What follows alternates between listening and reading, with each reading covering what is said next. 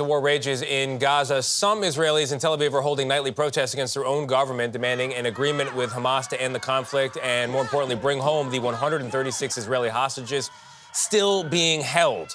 Debora Patta spoke to a woman who was herself kidnapped on October 7th, along with her 3 young children. They were eventually released, and she is now speaking out for those who are not free. It was a moment of pure joy. Afri, Yuval and Uriah Brodets reunited with their beloved family dog Rodney. Together with their mother Hagar, they'd been dreaming of this during 51 days in captivity. Wow. It's a moment that I will never forget. You both shared, really. You thought you'd lost everything. And then I got them back. It's just, I was living a miracle.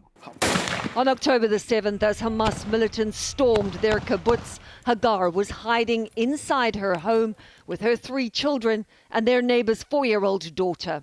The fear that you feel when you hear the death is coming. Her husband, Avichai, was wounded in the attack. He thought they were dead, but they'd been taken to Gaza, where they were held in a building above ground. Did you hear the fighting? Yeah. The house when we were stayed, it was collapsed from the IDF bombing. And what did you say to your children? How do you give them hope? I just told them every day, it's going to be okay. But it was not okay. Not only were they smack in the middle of the war, Hamas had told her her husband was dead. So you spent all your time there grieving? I didn't cry because I couldn't cry. I have to take care of my kids. I was sure that Israel will rescue me. But after you're staying there for such a long time with your kids, you lose your hope. Avichai never lost hope, inspiring the campaign to bring them back now. But he's worried the Israeli government is not doing enough to bring the rest of the more than 130 hostages home. And I think they're being paid to do something and they're not doing it. They're not bringing people back. They need to know that it's their only mission. His family is slowly healing. They all sleep in the same bed at night, and their dog Rodney never lets them out of his sight.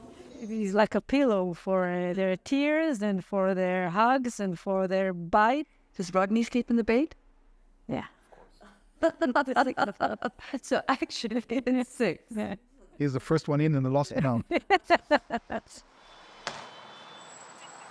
One of the common refrains we keep hearing from the families of hostages is that no price is too high to pay for the release of their loved ones. And there is growing frustration and anger with the Israeli government that time is running out to bring them back home. Jerika?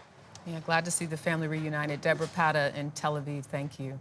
I mean, what the Israeli government would say is that the military pressure is necessary to bring Hamas to the negotiating table to bring the hostages back. That's the do-si-do, and it is politically dicey, but the majority opinion in Israel is definitely to keep the pressure up, as of now anyway. Yeah.